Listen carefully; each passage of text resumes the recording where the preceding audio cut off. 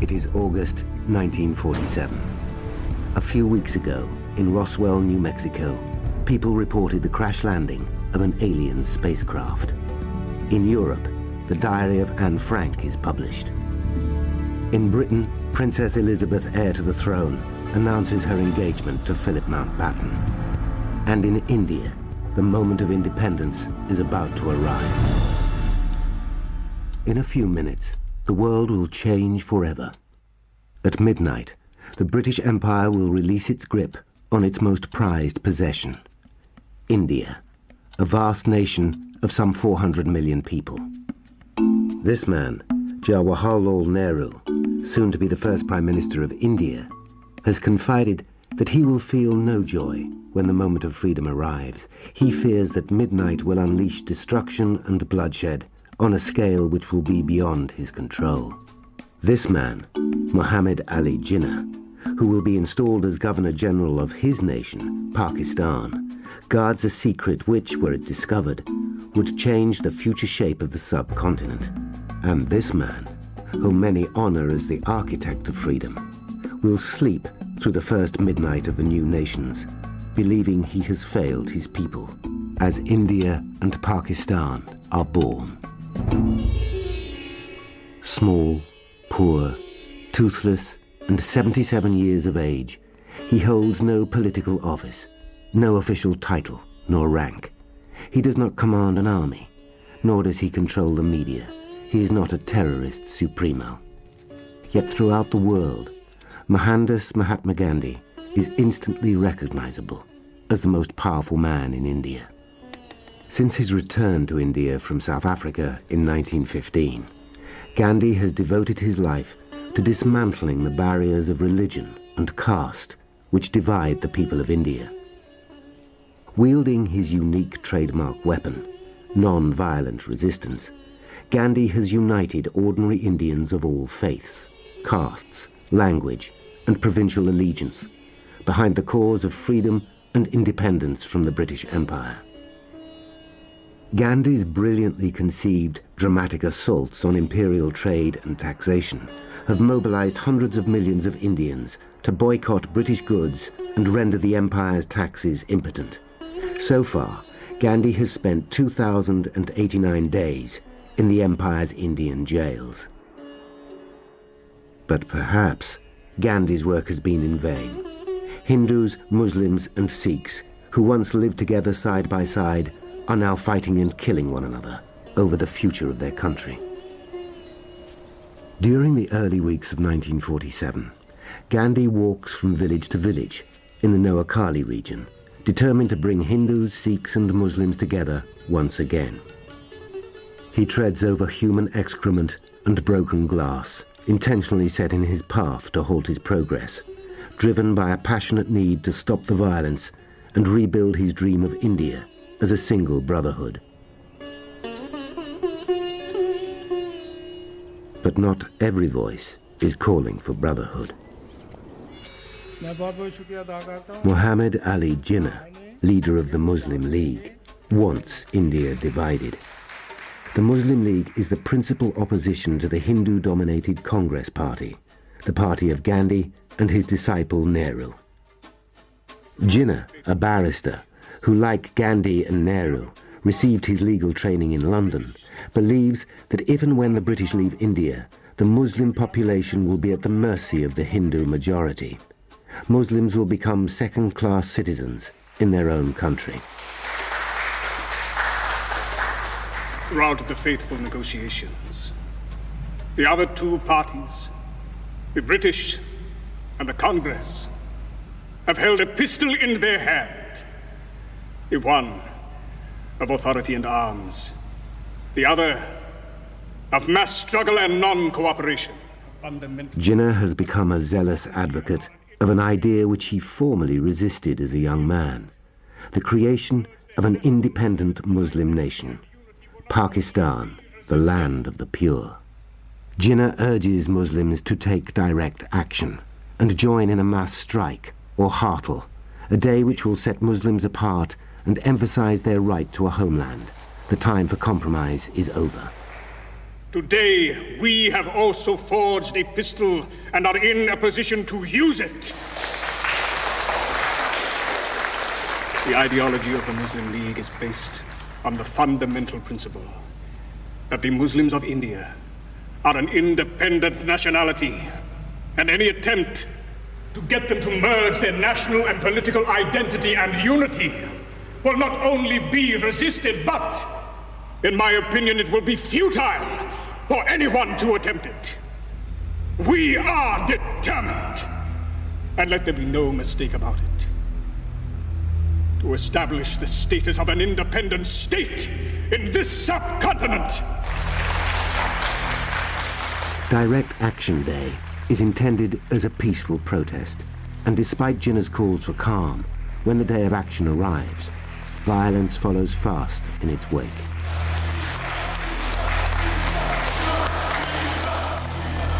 Jinnah is shocked and saddened by the violence of Direct Action Day, as India confronts the chaos independence might unleash. The violence begins in Calcutta, where Muslims, Hindus and Sikhs clash, and soon spreads throughout the country. When the conflict finally peters out, in Calcutta alone, vultures descend on the bodies of 6,000 dead.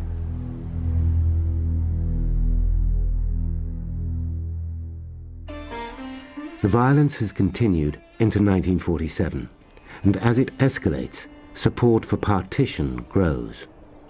Gandhi fears he will fail his people, and he bears the prospect of failure heavily.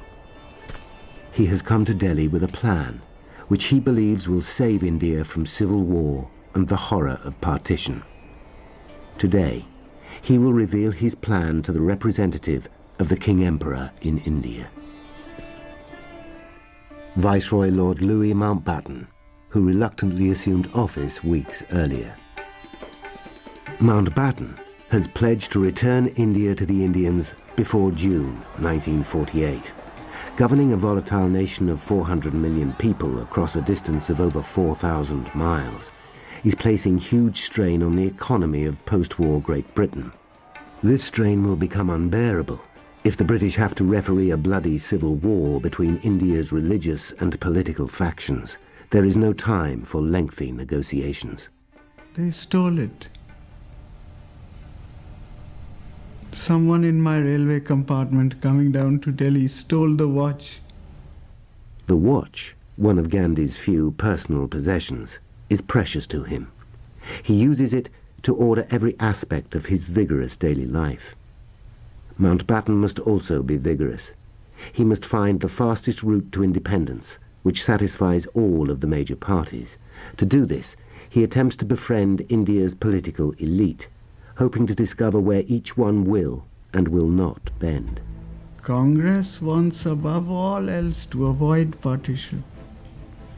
They will do anything to prevent it. Gandhi reveals his plan, which will save India from partition. Offer Jinnah, leader of the Muslim League, the job of Prime Minister of the first Indian government. Give his predominantly Muslim cabinet the care of all Indians, the 300 million Hindus, 100 million Muslims, and 6 million Sikhs. Stunned but intrigued, Mountbatten does not rule out the idea. Instinctively opposed to partition, he foresees territory and border conflicts, and many thousands of people turned into refugees as a consequence. This will reflect badly on the British and Mountbatten's cousin, the King Emperor George VI. Mountbatten informs Gandhi that if Gandhi can win the support of the Congress Party, he will make the offer to Jinnah. Is Gandhi's plan cynically intended to cause the implosion of the Muslim League, its leaders squabbling over whether to accept the offer or not? Or does the old man truly believe a huge Hindu majority will accept the rule of a Muslim minority? Whichever is the case, the plan is classic Gandhi, bold and seemingly impossible to achieve, yet he is confident he will win the support of Congress. But Gandhi is wrong. The leader of the Congress Party, Jawaharlal Nehru, has revealed to Mountbatten during their friendly one-on-one conversations that his party wants independence now. Thank you, gentlemen. Even if this means breaking away from Gandhi and accepting partition. I want you to regard me not as the last British Viceroy winding up the Raj, but as the first to lead the way to a new India. Ah, now I know what they mean when they speak of your charm as being dangerous.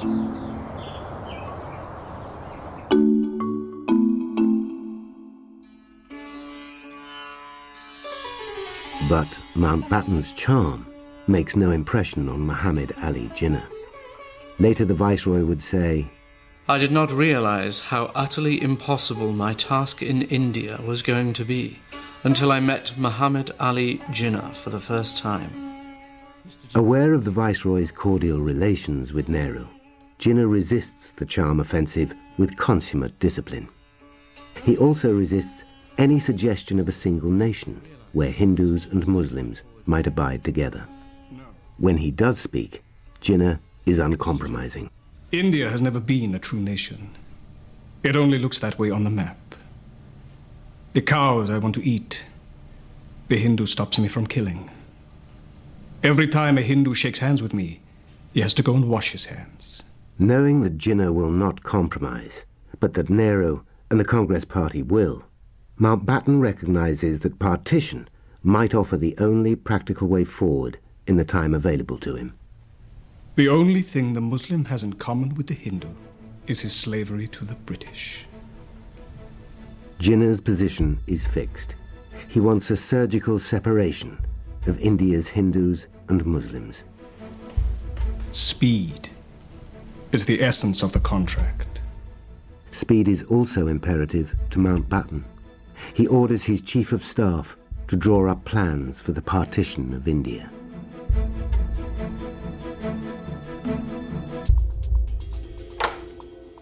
There is more to Jinnah's impatience than political and religious zeal. Jinnah has a secret which has escaped the wit of Mountbatten, the Congress Party's spies, the British security forces, and the leadership of the Muslim League. Were his secret to be revealed, it would change everything forever. Jinnah has tuberculosis. He is a dying man. Should any of the parties negotiating independence find out that Jinnah is living on borrowed time, the advance towards partition will slow, perhaps stop. So every 2 weeks, Jinnah submits to injections, which must keep him alive long enough to see the surgical separation of India, by which he will claim his cherished place in history. While partition seems increasingly inevitable, it is not a solution which Mountbatten favors. However, his visit to the small town of Kahuta convinces him that partition cannot be avoided. Kahuta has been destroyed by a group of fanatical Muslims who set about torching homes in the Hindu and Sikh quarters of the town. But the fires soon spread to the Muslim district. Hundreds of innocent men, women and children, Hindus, Muslims and Sikhs, have been murdered, an entire community erased from the map. The only survivors are a few Hindu women, hauled from their beds and raped, brutally converted to Islam.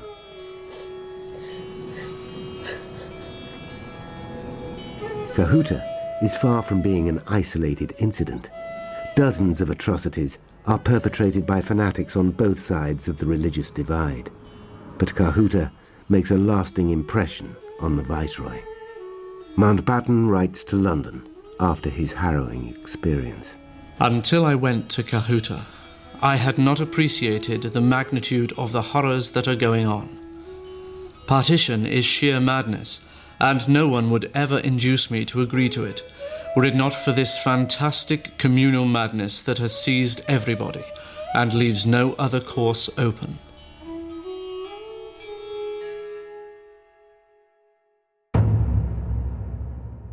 A plan for partition is formulated, evolving out of the conversations between Mountbatten and India's political elite. This plan formally establishes the creation of the two nations, India and Pakistan.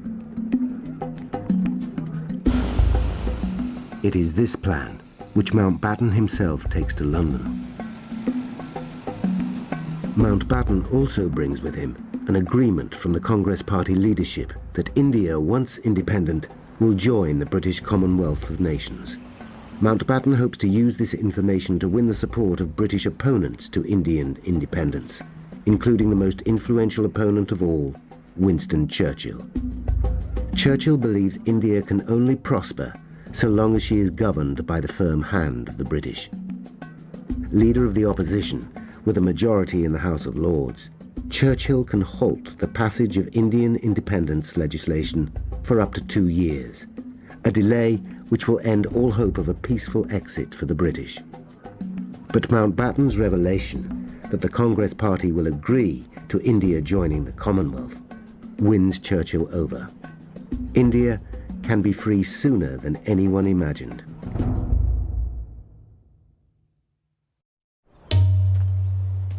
The only remaining obstacle to the partition of the subcontinent is the most powerful man in India, who just days earlier has told a gathering at a prayer meeting, "Let the whole nation be in flames.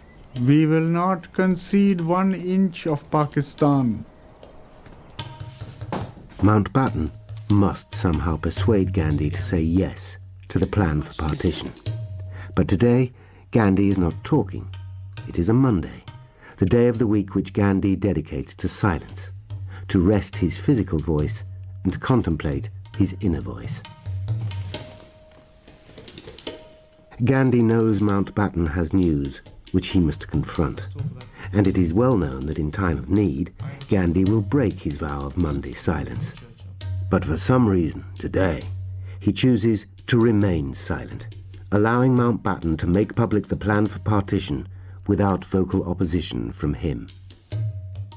Is Gandhi's silence resigned consent to partition, or has the Congress Party's acceptance of the plan left Gandhi uncertain what to do? You must work with Congress. We must proceed.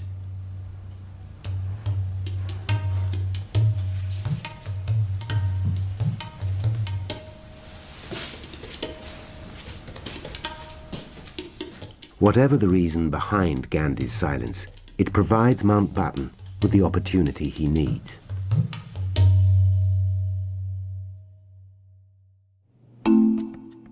Having formally announced the agreement of all parties to a planned partition just 24 hours earlier, and set the date for independence as the 15th of August, Mountbatten now presides over the statements of the party leaders, broadcast on All India Radio.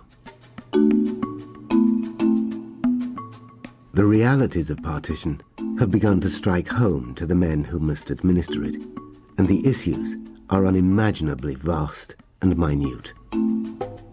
Who will get the lion's share of the umbrella stands, paperclips, clocks and chamber pots in government departments? How will the hundreds of sets of Encyclopaedia Britannica be divided? At which volume or page? And how should the leaders respond to the fervent calls for the Taj Mahal, potent symbol of Islamic culture, to be dismantled and re-erected in Pakistan? Now I would ask Mr. Nehru to speak with you.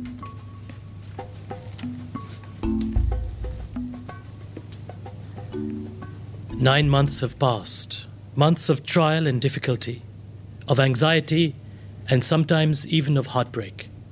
But the many bureaucratic and administrative challenges India's leaders face seem insignificant when compared to the one enormous question for which there is no easy answer. What will happen to the people? It is with no joy in my heart that I commend these proposals to you, though I have no doubt in my mind that this is the right course. There can be no surgical separation of India. The country cannot be neatly divided between Hindus, Sikhs and Muslims.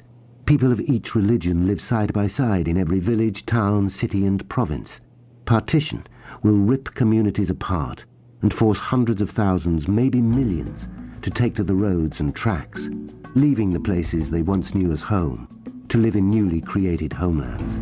This exodus on an epic scale is likely to get out of control. Pakistan, Zindabad. But with Jinnah's pronouncement, "Long live Pakistan," there is no turning back.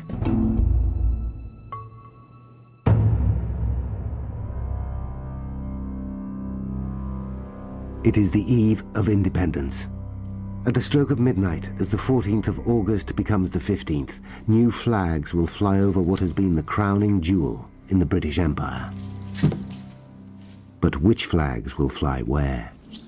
Mountbatten has decided not to reveal the exact shape of India and Pakistan until after independence has arrived. This has only served to fan the flames of mistrust and fear.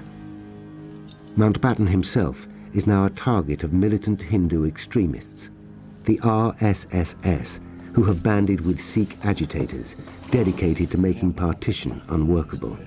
They have planned a campaign which will create civic disorder on a grand scale, including the bombing of the railways, essential arteries of Indian life.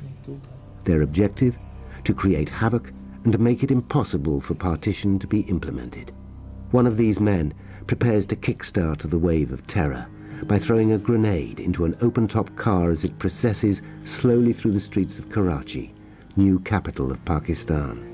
In this car will sit Muhammad Ali Jinnah, new Governor-General of the country, and Lord Louis Mountbatten, last Viceroy of India.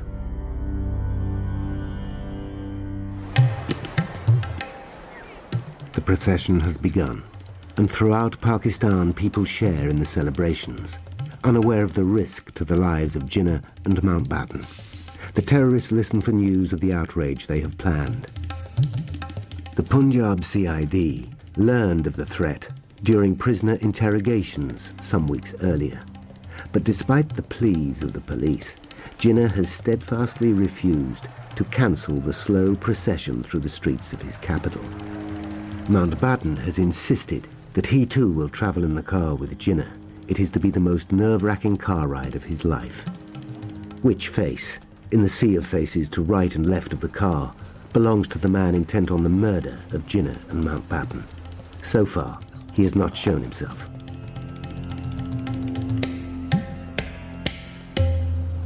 "30 minutes later, the car returns to Government House, and the procession ends with Mountbatten and Jinnah unharmed. They are both hugely relieved. Thank God I've brought you back alive. You brought me back alive? My God, it was I who brought you back alive. The procession says much about the indomitable spirit of both. But what of the would-be assassin? Later, a member of one of the terrorist groups is arrested. He tells the police that the man with the bomb simply lost his nerve. Thanks to this, the birth of Pakistan is not marked by tragedy and death, but is instead a celebration of life in a new nation.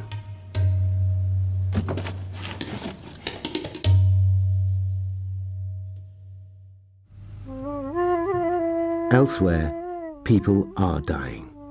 As Nehru prepares to make a pre-midnight address, heralding the birth of India as an independent nation, the news of bloodshed in the city of Lahore fills his mind. When the time comes to speak, he speaks from his heart. Long years ago, we made a tryst with destiny. And now the time has come to redeem our pledge. Not wholly or in full measure, but very substantially. At the stroke of midnight, while the world sleeps, India will awake to life and freedom. He has admitted to his daughter Indira that he can feel no joy at this moment, knowing that the once beautiful city is in flames, battered by a tidal wave of religious hatred. Despite this, Nehru's message is one of hope. We have to build the noble mansion of free India for all her children to dwell. At the stroke of midnight, rise and pledge yourself to the service of India and her people.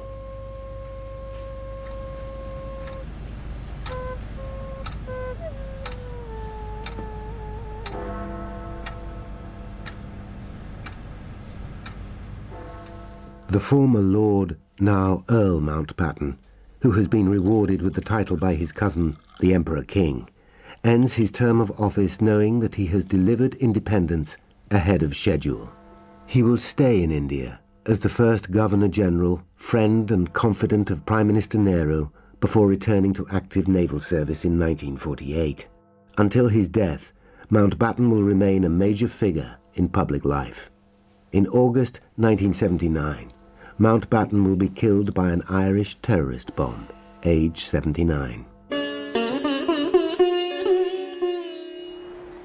For the majority of people across India, the chimes of midnight are the prelude to a 24-hour party, unlike any party ever thrown. For others, it is a time to seek blessing for a nation devoted to its gods. But while some pray and some party, one man, once the most powerful man in India, sleeps. Gandhi has called upon all Indians to fast and pray. He fears the birth of the two nations will not be without pain and suffering, and he does not celebrate the moment of freedom.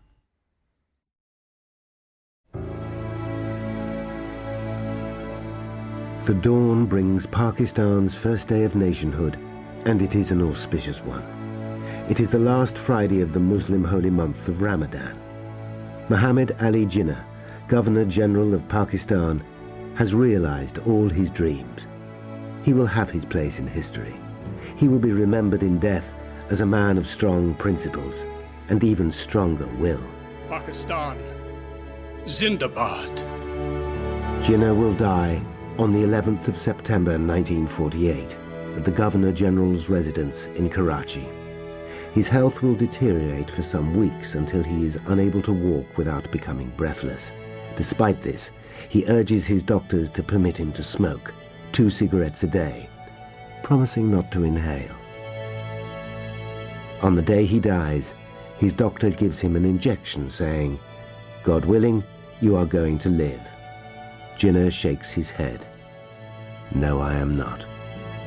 These are to be his last words. But what of his vision of a surgical separation of India?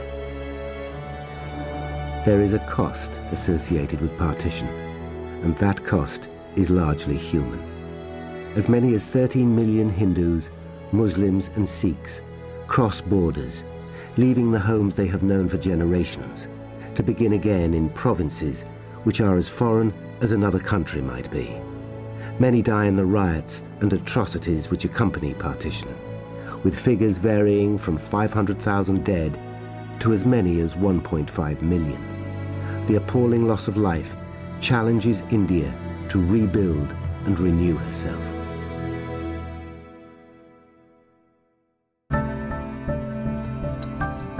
Overcoming the hurdles and challenges which follow the 15th of August 1947 will require the same dedication and determination as that displayed by the architects of independent India and Pakistan, who achieved their objectives in months, not decades. Their work is to lay the foundations for 2 world powers, unique cultures in a continent renowned for creativity, technological innovation, and commercial energy. But in 1947, the year of independence, Gandhi's country is to know war and confrontation. Yet one moment of joy is granted the most famous of all Indians. The thief who stole his watch many months ago returns it to him, and Gandhi rejoices, but not for the watch. In returning the watch, the thief restores dignity to himself. It is for this that Gandhi is grateful. His belief in the goodness of people is restored. But in just 4 months from now, on the 30th of January 1948, Gandhi will be shot dead by another of his people, on another day that shook the world.